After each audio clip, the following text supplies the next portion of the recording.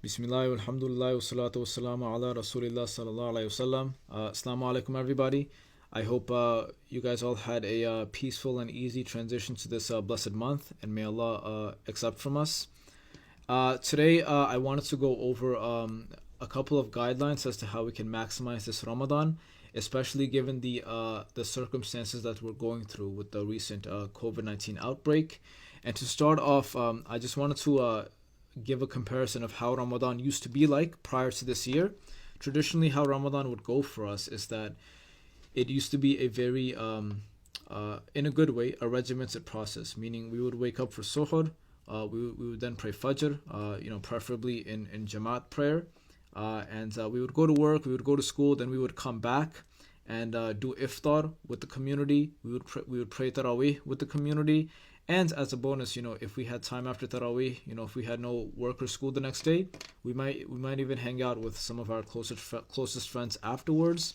But unfortunately, the reality is a bit different this year in that we have to be a bit more confined indoors this year due to health concerns, which means that there's not going to be any official group prayers. There's not going to be any contact with people that you would normally like to be with in Ramadan. So we're all going to be more alone in a sense, and we all have to be a bit more independent with how we spend our Ramadan. And so just three guidelines that I wanted to share, and this is a reminder for myself first and foremost as to how we can make the most out of this Ramadan. Is number one, you try to be aware of your resources. Number two is that you try to be aware of your connections. And number three is that you try to be aware of your capabilities. Now, to just break through all of them really quickly, number one is to be aware of your resources. What do I mean by that? It means you get a sense of what you have in your environment and whether it's conducive enough to facilitate a proper mode of worship. So, if you're blessed to have your own room and you have, technology, whether it's computers or iPads or what have you, you set it up in a way that facilitates easy worship whenever you want to do it. And basically, you make for yourself a proper setting.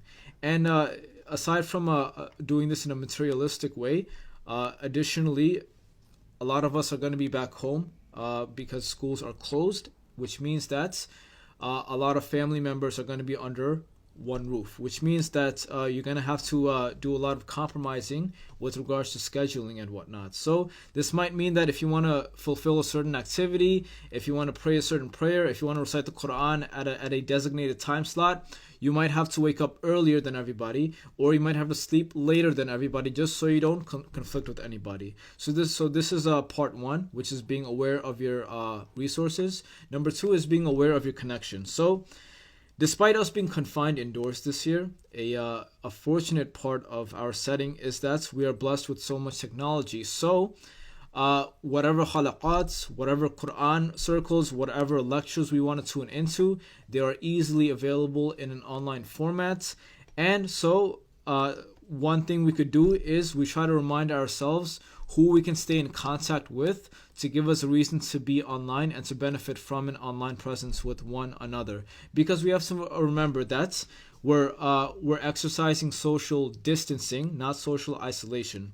And last but not least is we are trying to be aware of our capabilities, meaning that whatever goals you set for yourself, make sure that they are realistic, make sure you don't burn yourself out, make sure they are measurable, and we want to try to make it so that whatever goals we make for us this Ramadan, they are ideally goals that we can continue to perform after Ramadan as well.